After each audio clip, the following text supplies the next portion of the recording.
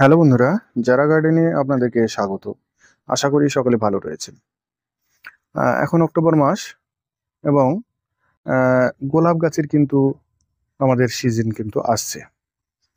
তাই যাদের পুরনো গোলাপ গাছ রয়েছে টবে, সেই সমস্ত টবের গোলাপ গাছগুলিকে খুব সুন্দর ফুল আনতে গেলে এই মুহূর্তে দাঁড়িয়ে কিন্তু আমাদের কিছু পরিচর্যা করতে হবে।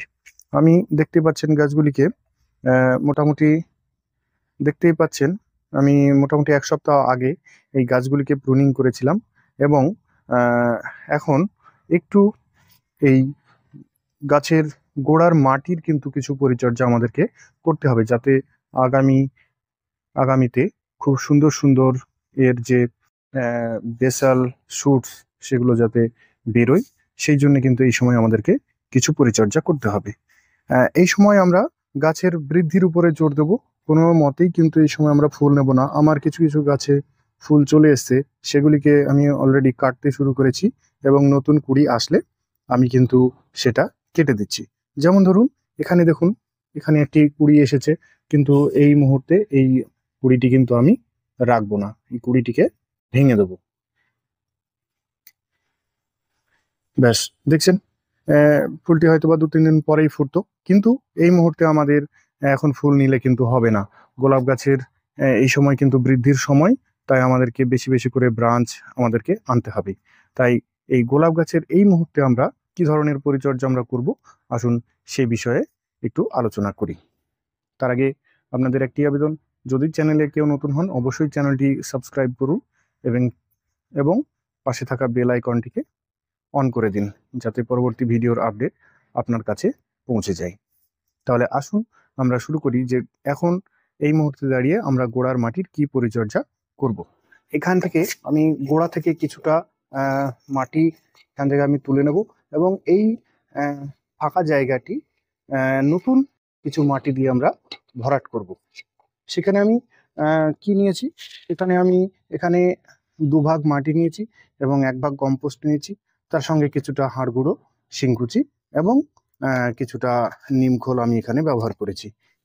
এখান থেকে এই গোড়া থেকে কিছুটা মাটি আমি তুলে নেব এবং এই যে সারযুক্ত মাটি আমি তৈরি করেছি সেই মাটি দিয়ে কিন্তু এই জায়গাটিকে ভরাট করব। এবং এই সঙ্গে কিন্তু আমি আরও একটি জিনিস করছি, সেটা হচ্ছে বায়ো ডিএপি রয়েছে দানার আকারে।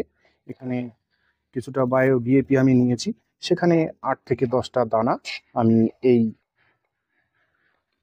গাছের গোড়ায় কিন্তু দেব। এতে কিন্তু আমার গাছ খুব ভালো পুষ্টি পাবে।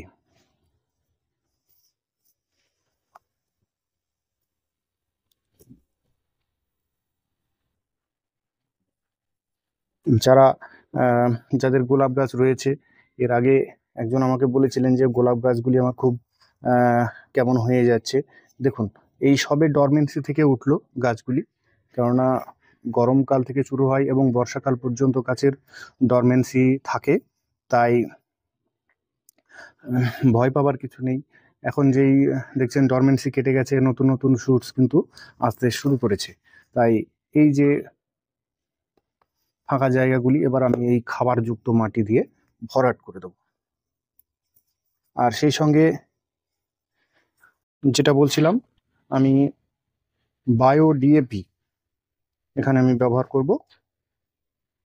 আপনারা নর্মাল ডিএপিও ব্যবহার করতে পারেন।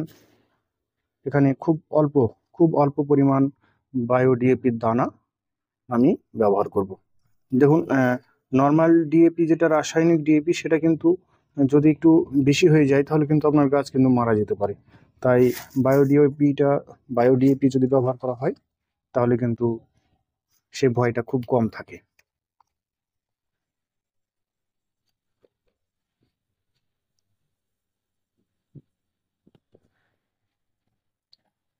ব্যাস, আমাদের এই মুহূর্তের কাজ হয়ে গেছে। এবার আমরা এটাকে জল দিয়ে দেবো এবং জল দেওয়ার পরে ২ দিন মতো এখানে এই গাছটিকে ছায়াতে রাখবো এবং তারপরে একে আবার রোদ্রে দিয়ে দেবো। তাহলেই দেখবেন এই গাছটিকে বেশ ভালো গ্রোথ পাবে এবং এর পরবর্তীতে যে ধরনের পরিচর্যা আমাদের দরকার সেই সমস্ত পরিচর্যাগুলি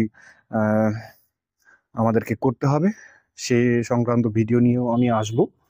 নর্মালি এই সময় আমরা এনপিকে 12-61-0 যেটি পাওয়া যায় সেটিও অ্যাকচুয়ালি ডিএপিরই কাজ করে অনেকটা। 12 এনপিকে 12-61-0 আমরা ব্যবহার করতে পারি।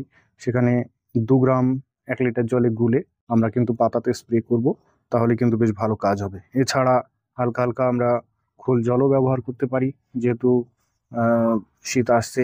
অন্যান্য গাছে যেমন আমরা খোল জল ব্যবহার করব, তাই 20 দিন অন্তর অন্তর এখানেও কিন্তু আপনি খোল জল ব্যবহার করতে পারবেন। এরকমভাবে আমরা অন্যান্য গাছগুলিরও এরকমভাবেই আমরা একটু মাটি তুলে নেব এবং খাবারযুক্ত মাটি এর গোড়ায় দিয়ে দেবো, তাহলে কিন্তু গাছগুলি বেশ ভালো পুষ্টি পাবে এবং আগামী শীতে আমরা অনেক অনেক গোলাপ কিন্তু পাবো। তাই ভিডিওটি যদি ভালো লাগে অবশ্যই ভিডিওটিতে একটি লাইক দেবেন, এবং যদি আরও কিছু জানার থাকে অবশ্যই আপনারা কমেন্ট করবেন, আমি তার যথাযথ উত্তর দেওয়ার চেষ্টা করব। আপনারা সকলে ভালো থাকুন, ধন্যবাদ।